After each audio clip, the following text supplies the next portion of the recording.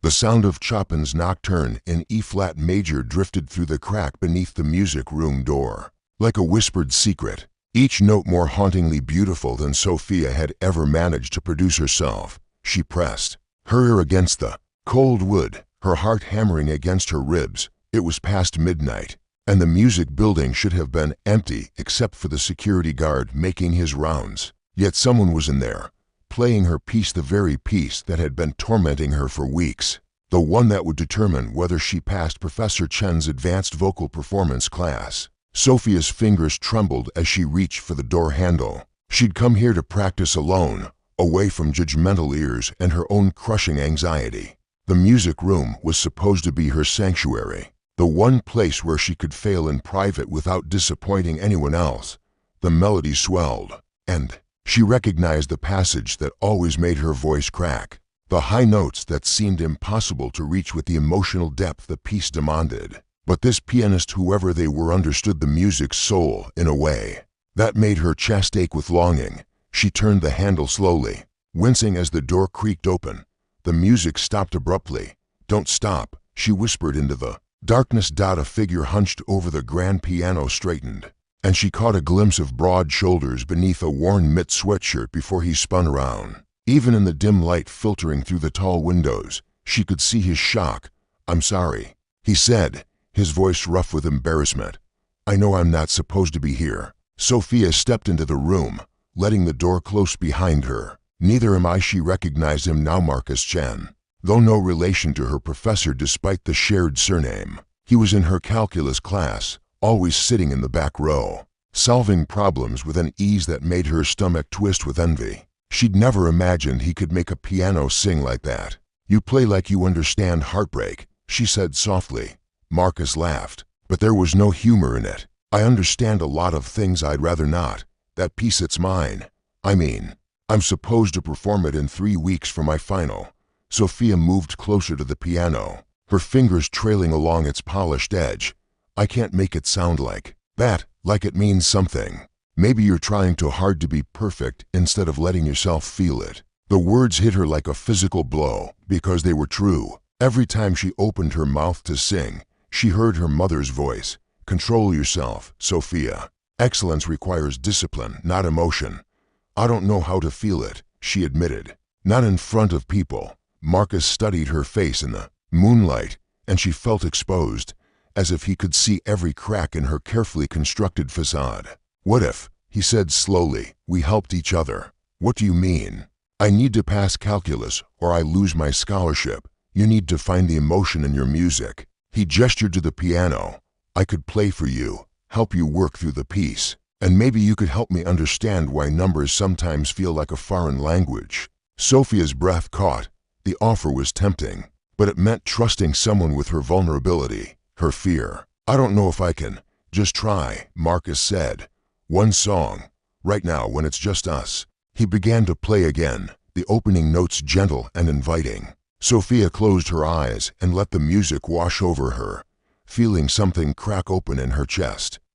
3 weeks later, the music room had become their world. Every night after Marcus finished his engineering problem sets, and Sophia completed her music theory homework, they met in the space that no longer felt forbidden, but sacred.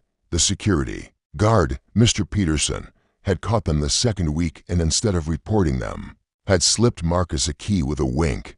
"Young love needs a proper stage," he'd said, making them both blush furiously. But it wasn't love, Sophia told herself as she watched Marcus's fingers dance across the keys. It was partnership, mutual benefit.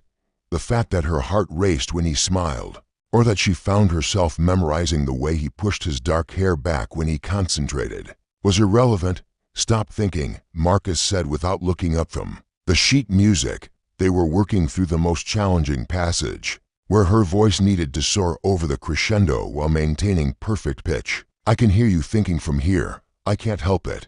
Professor Chen is going to be watching every micro-expression, listening for every flaw." "Forget Professor Chen." Marcus's hands stilled on the keys.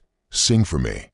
It had become their ritual. When the anxiety threatened to choke her voice, Marcus would remind her to sing for him, just him, and somehow the notes would flow like water. But tonight felt different. Tomorrow was their last practice session before the recital, and the weight of everything unsaid hung between them like a held breath. "Marcus," she began, then stopped. How could she tell him that these weeks had changed her? That somewhere between learning to trust her voice and watching him struggle through derivatives, she'd started falling for his quiet strength, his patient way of explaining musical theory as if it were as logical as engineering principles. "I know," he said quietly. "Me too." The admission hung in the air between them. Sophia felt her chest tighten, but not with performance anxiety this time. This was different, scarier, and more exhilarating than any high note she'd ever attempted. "What happens after the recital?" she whispered. Marcus turned on the piano bench to face her fully. "I don't know. I've been trying to figure out how to solve for X, but this isn't an equation. What if I fail? What if I freeze up there and prove that I don't belong in the program? Then you try again, and I'll be there to play for you every time." The promise made her heart constrict. "You can't guarantee that. What if you meet someone else? What if, Sophia?" Marcus stood and moved toward her, stopping just close enough that she could see the gold flecks in his brown eyes. "You're terrified of failing, but you're also terrified of succeeding. What if you don't freeze? What if you're extraordinary?" "I don't know how to be extraordinary. You are when you sing for me." The space between them crackled with possibility. Sophia felt herself leaning forward, drawn by the gravity of his certainty in her. "One more practice," she whispered. "One more practice," he agreed. But as he returned to the piano and began the opening notes, Sophia realized that tomorrow wouldn't just determine her academic future. It would determine whether this fragile thing between them could survive in the harsh light of the real world, beyond the safety of their midnight sanctuary. The auditorium lights blazed down on Sophia like an interrogation, and she couldn't find Marcus in the sea of faces beyond the stage. Her mouth felt lined with cotton, her hands trembling as she clutched the microphone. Professor Chen sat in the front row, clipboard ready, expression unreadable. Her mother occupied the seat beside him, having driven 3 hours to witness what she'd called Sophia's moment of truth. The weight of their expectations pressed against her ribs like a vice. This was everything she'd worked toward for 2 years, and she was going to fail. She could feel it in the way her breath came short and shallow, in the way her vision seemed to tunnel, until all she could see were the judges' faces. The pianist, not Marcus, but Sarah from her harmony class, played the opening measures. Sophia missed her entrance. A murmur rippled through the audience. Professor Chen made a note on his clipboard. Sophia's mother's lips pressed into a thin line of disappointment that was painfully familiar. Sarah started again. This time, Sophia opened her mouth and produced a sound so thin and terrified that she barely recognized it as her own voice. The words felt foreign on her tongue. The melody a mountain she couldn't climb. She was failing, spectacularly, publicly. Then, impossibly, she heard it, the faint sound of a piano from somewhere in the wings. Not Sarah's competent but emotionless playing, but the rich, nuanced touch she'd grown to know like her own heartbeat. Marcus. Somehow, he'd gotten a second piano into the wings, and he was playing their version, the one they'd crafted together in those midnight hours, with all the subtle variations that matched her vocal style, the gentle support in the difficult passages. "Sing for me," his playing seemed to whisper. Sophia closed her eyes and found her center. When she opened them again, she wasn't looking at the judges or her mother. She was looking past them, toward the wings where she knew Marcus sat, playing their song. Her voice rose, clear and true, finding the emotional core of the piece that had eluded her for so long. She wasn't trying to be perfect anymore. She was trying to communicate something essential about longing, about the beauty found in vulnerability. The high notes that had terrified her soared effortlessly, supported by Marcus's playing and by something deeper than knowledge that she wasn't alone up here. The audience faded away until it was just her and the music, and the invisible thread connecting her to the boy who had taught her that excellence and feeling weren't opposites, but partners. When the last note faded, the silence stretched for a heartbeat before the applause began. Professor Chen was smiling, actually smiling, and even her mother looked stunned. But Sophia barely heard any of it. She was already moving toward the wings, toward Marcus, who was standing beside a small A bright piano with tears in his eyes. "You did it," he said as she reached him. "We did it," she corrected. They stood there in the chaos of backstage. Other performers preparing for their turns, stage hands moving equipment.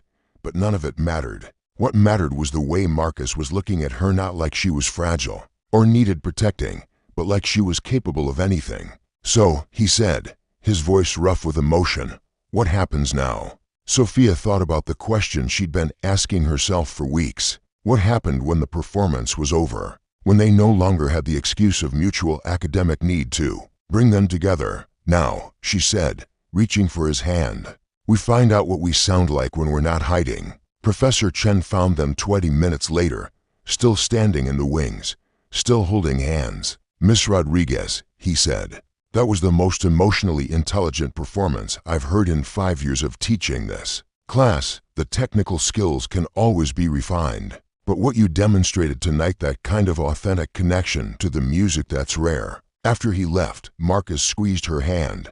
"So, about that calculus tutoring," Sophia laughed, feeling lighter than she had in months.